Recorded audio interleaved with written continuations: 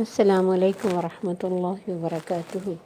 اعوذ باللہ من الشیطان الرجیم، بسم اللہ الرحمن الرحیم۔ رب اشرح لی صدری ویسر لی امری واحلل عقدۃ من لسانی یفقہوا قولی رب زدنی علما اللہم فقہنا فی الدین۔ آج کا لیسن 48 سے 50 تک ہے۔ ان اللہ لا یغفر، بے شک اللہ نہیں بخشے گا، ان یشرک بہ، کہ شرک کیا جائے اس کے ساتھ، ویغفر ما دون ذالک، اور بخش دے گا اس کے علاوہ، لمن یشاء، جسے وہ چاہے گا، ومن یشرک باللہ، اور جو کہ شرک کرے گا اللہ کے ساتھ، فقد افتری اثما عظیما، تو بے شک اس نے گھڑ لیا گناہ بہت بڑا۔ الم تر الی الذین، کیا نہیں تو نے دیکھا ان لوگوں کی طرف، یزکون انفسہم، جو پاک سمجھتے ہیں اپنے نفسوں کو، بل اللہ یزکی من یشاء، بلکہ اللہ پاک کرتا ہے جسے وہ چاہے، ولا یظلمون فتیلا، اور نہیں وہ ظلم کرتا دھاگے کے برابر۔ انظر کیف یفترون، دیکھو کس طرح گھڑتے ہیں، علی اللہ الکذب، اللہ پر جھوٹ، وکفی بہ اثما مبینا، اور کافی ہے ساتھ اس کے گناہ کھلم کھلا۔ ان آیات میں اللہ تعالیٰ فرماتے ہیں کہ میرے ساتھ شرک کیا جائے یہ مجھے پسند نہیں، اور نہ ہی میں اس کی بخشش کروں گا۔ کیوں؟ کیونکہ کائنات کی کوئی چیز بنانے میں، ایک مچھر اور مچھر سے بھی چھوٹی چیز بنانے میں، کسی انسان کا، کسی جن کا، دنیا کی کسی طاقت کا کوئی ہاتھ نہیں۔ ہمارے بنانے میں، ہمارے فنکشنز چلانے میں، دن رات کے آنے جانے میں، اور ہمارے لیے ہر چیز سجا اور بنا کے ہمارے لیے رکھنے میں اور اس کا سسٹم چلانے میں اللہ کا کوئی ہیلپر نہیں، کوئی مددگار نہیں، نہ اسے کسی کی ضرورت ہے، نہ وہ کسی کام کرنے سے عاجز ہے۔ اس لیے جب ہم اس کی ذات میں یا پھر صفات میں کسی بھی چیز میں ہم شرک کرتے ہیں، اختیارات میں ہو یا کسی بھی چیز میں، تو ہم بہت بڑا گناہ کرتے ہیں۔ اکبر الکبائر، یعنی کبیرہ گناہوں میں بھی سب سے بڑا گناہ شرک ہے۔ اور شرک بہت چھوٹی سی بات سے بھی بعض دفعہ ہو جاتا ہے۔ بڑے بڑے شرک تو بہت سارے لوگ جانتے ہوتے ہیں، لیکن آپ یہ دیکھیں کہ مشرک بھی نہیں مانتا کہ میں شرک کرتا ہوں، اس نے بھی اپنے شرک کرنے کی کوئی نہ کوئی تعویل گھڑ کے رکھی ہوئی ہے کہ میں یہ نہیں کرتا، میں تو یہ کرتا ہوں، میں یہ نہیں کرتا، میں وہ کرتا ہوں، میری سوچ یہ ہے، میری نیت یہ ہے۔ اب دنیا میں ہم کسی بھی عمل کا فیصلہ نہیں کر سکتے، یہ فیصلے تو اللہ کرے گا، لیکن کسی بھی انسان سے اتنی محبت کرنا کہ اللہ کو پیچھے چھوڑو، اللہ کی مرضی کو ریجیکٹ کر کے اس کی مرضی کو قبول کرو، کسی بھی انسان سے اتنی محبت کرنا کہ اس کی خاطر کچھ حرام کو حلال کر دینا، کسی سے اتنی محبت کرنا کہ اس کے آگے جھک جاؤ، اس کے آگے سجدہ کر لینا، اور اس کو پیچھا نہ کرنا، اور اس طرح کی بہت ساری حرکتیں کہ اس پر اتنا یقین کرنا جتنا رب پہ کرنا چاہیے، اس سے اتنی محبت کرنا جتنی اللہ سے کرنی چاہیے۔ اپنی محبت، اپنی عبودیت ہوتا ہے عبادت اور بندگی، غلامی، اور اپنی چاہت کے جذبات کو کسی اور کے نام کرنا، یہی شرک ہے، اور اسے اللہ کسی صورت بھی معاف نہیں کریں گے۔ دنیا میں اگر کوئی شرک کرنے کے بعد توبہ کر لیتا ہے، یہاں توبہ کا دروازہ کھلا ہے، وہاں نہیں۔ اللہ کے علاوہ نہ کوئی ہمارا حال جانتا ہے، نہ ہمارے کسی نفع نقصان کا مالک ہے، نہ کسی کے نام پر ہم صدقہ کر سکتے ہیں، کچھ بھی نہیں۔ نہ ہمارے حالات کو کوئی سنوار سکتا ہے، نہ بگاڑ سکتا ہے اس کے حکم کے بغیر۔ وہ کچھ لے لے تو کوئی دے نہیں سکتا، اور وہ کچھ دے دے تو کوئی روک نہیں سکتا۔ اسی لیے نبی صلی اللہ علیہ وسلم یہ دعا کیا کرتے تھے، اللہم لا مانع لما اعطیت، یا اللہ تو کچھ دینا چاہے کوئی روکنے والا نہیں، ولا معطی لما منعت، اور نہ ہی کوئی دینے والا ہے جسے تو روک لے، ولا ينفع ذا الجد منک الجد، اور کسی بزرگی والے اور کسی پاور والے کی بزرگی تیرے آگے چل نہیں سکتی۔ جتنے بھی انبیاء آئے ان کا پہلا لفظ یہی تھا، یا قوم اعبدوا اللہ ما لکم من الہ غیرہ، اللہ کی عبادت کرنا، اس کے علاوہ کوئی الہ نہیں ہے۔ تو اللہ فرماتے میں شرک نہیں بخشوں گا، اس کے علاوہ جو گناہ وہ بخشنا چاہے گا وہ بخش دے گا، اور وہ انسانوں کو ایسے ہی پکڑ کے بس دنیا کے طریقے سے نہیں کہ جیسے جہاں کوئی کسی کو اچھا لگتا ہے اسے ہائی کلاس عہدہ دیتا ہے، چاہے اس میں ابیلٹی ہو یا نہ ہو، ایسا کچھ نہیں ہوگا، ولا یظلمون فتیلا، ساتھ ہی آگے آ گیا، جسے وہ بخشے گا اسے پتہ ہے کسے بخشے گا۔ اپنی زبان سے کوئی کچھ بھی کہتا رہے کہ میں شرک نہیں کرتا، اگر وہ شرک کرتا ہے اس کا فیصلہ اللہ کر دے گا، اور پھر وہ وہاں اللہ کے فیصلوں کو کوئی چیلنج نہیں کر سکے گا۔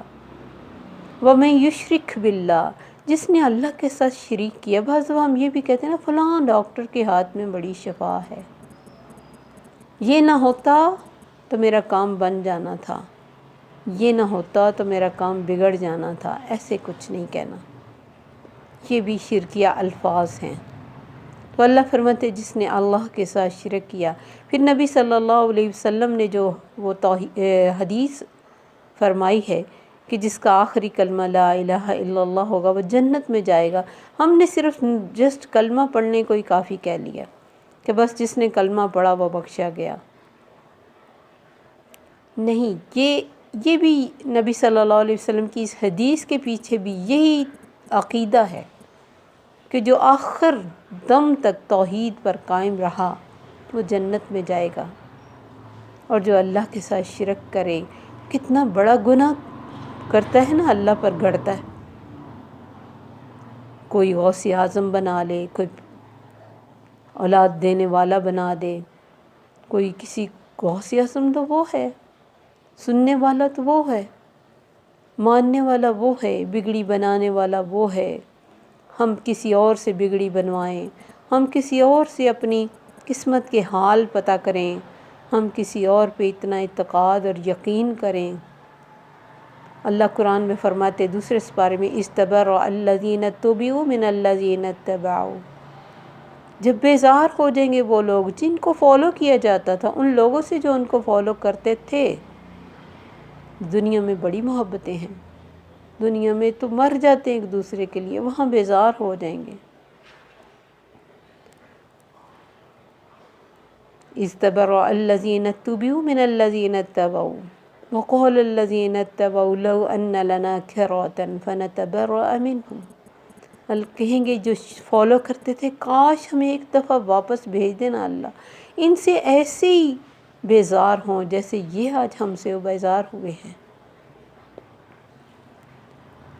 اللہ فرماتے کذالک یریہم اللہ اعمالہم حسرات علیہم، تبھی اسی طرح اللہ ان کو ان کے اعمال حسرتیں بنا کر دکھائے گا، روئیں گے، چلائیں گے، کہیں گے یا اللہ ہمیں اجازت دے ہم انہیں اپنے قدموں کے نیچے رون ڈالیں، ایسا کچھ کر نہیں سکیں گے، صرف دکھ ہی دکھ کہ جن پہ تکیہ لگایا، جن پہ یقین اور توکل کیا وہ سب ساتھ چھوڑ گئے، ہم اکیلے رہ گئے۔ اس لیے اللہ نے فرمایا والذین آمنوا اشد حبا للہ، جو ایمان والے وہ تو سب سے بڑھ کر اللہ سے محبت کرتے ہیں۔ کتنی چھوٹی چھوٹی محبتوں کے لیے ہم اپنی جانیں دے دیتے ہیں، کتنی لسٹ محبتوں کے لیے ہم اپنے آپ کو ختم کر دیتے ہیں، دنیا کو بھول جاتے ہیں، اپنا راستہ گم کر دیتے ہیں، ماں باپ کو ذلیل کر دیتے ہیں، بہن بھائیوں کو چھوڑ دیتے ہیں، ساری دنیا سے آنکھیں پھیر لیتے ہیں کہ نہیں یہ تو جس سے میں محبت کرتی میں اس کے بغیر جی نہیں سکتی، اور جب وہ آنکھیں پھیرتا ہے پھر ہمارے پاس کوئی راستہ نہیں ہوتا سوائے اس کے کہ ہم ڈپریشن میں چلے جائیں اور خود کو بیماریاں لگا لیں یا پھر خود کو ختم ہی کر لیں، کیونکہ کوئی بھی انسان دنیا میں وہ وفا کر ہی نہیں سکتا جو اللہ وفا کرتا ہے۔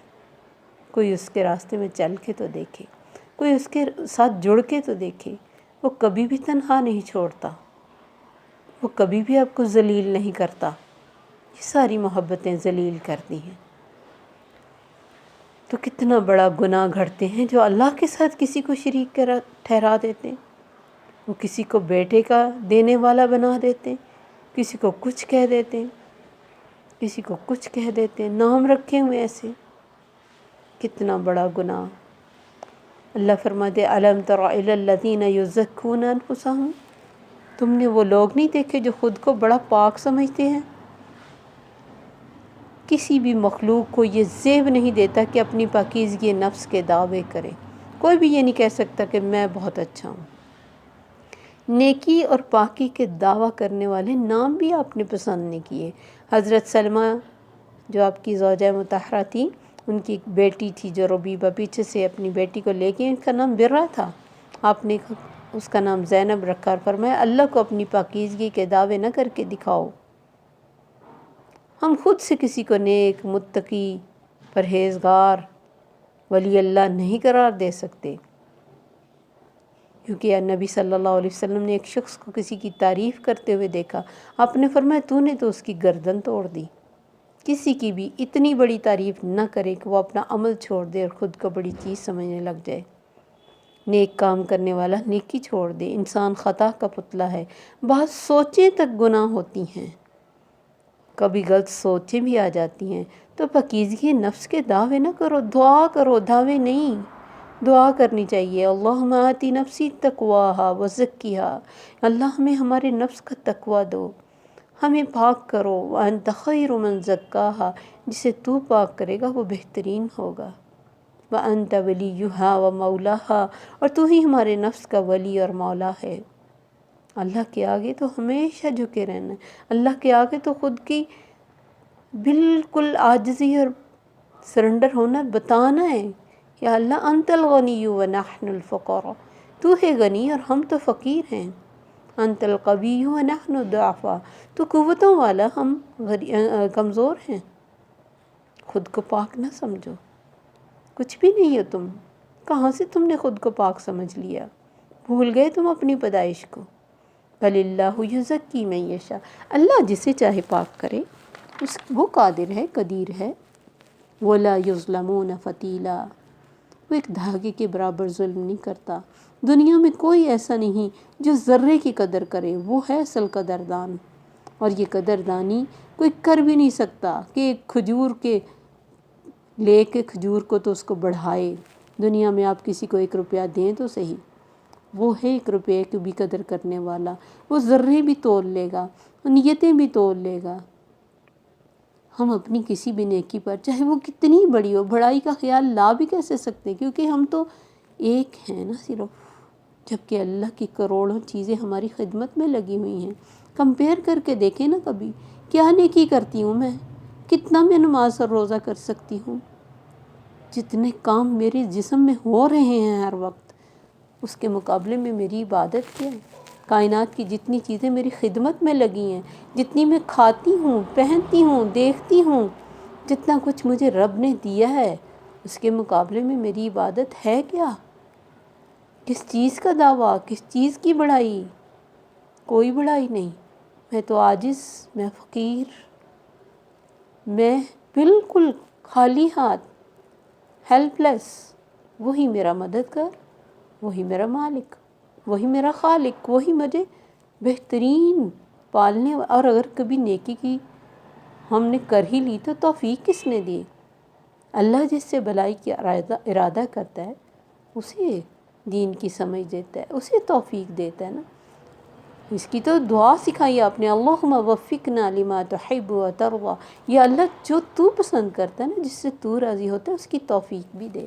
ہمارے پاس تو توفیق بھی نہیں ہے، کس چیز کی بڑائی؟ اللہ فرماتے دیکھو کیسے اللہ پر جھوٹ کرتے ہیں، انہیں شرم ہی نہیں آتی۔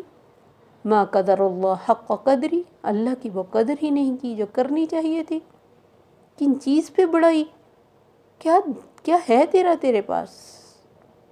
وَقَفَا بِهِ اسْمًا مُبِينًا، ایسی بڑائیاں بیان کرنے والوں، یہ بڑا کھلا گناہ ہے، خود کو کچھ نہ سمجھنا۔ دیکھو جس میں خود پسندی آ گئی اس میں بڑے بڑے عیب آ جائیں گے، ہم تو کچھ بھی نہیں، سب اس رب کی مہربانی ہے، اس کے آگے جھکے رہنا ہے، اس کا شکر ادا کرتا رہنا ہے۔ شکوہ کیسا؟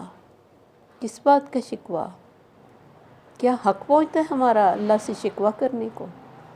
تب بھی اس نے ہمیں سکھایا، انما اشکو بثی وحزنی الی اللہ، مجھ سے کہو، کوئی بھی دکھ دے گیا مجھ سے کہو نا، میں ہوں نا تمہاری سننے والا۔ تو اسی لیے نبی صلی اللہ علیہ وسلم دعا کرتے تھے، یا اللہ اس شرک سے بھی بچانا جسے میں جانتا ہوں، اور اس سے بھی جسے میں نہیں جانتا۔ ایسے بہت سارے شرک ہیں جنہیں ہم سمجھ بھی نہیں پاتے ہیں، چونٹی سے بھی باریک۔ اللہ ہمیں تمام طرح کے شرک سے محفوظ فرمائے۔ السلام علیکم ورحمۃ اللہ وبرکاتہ۔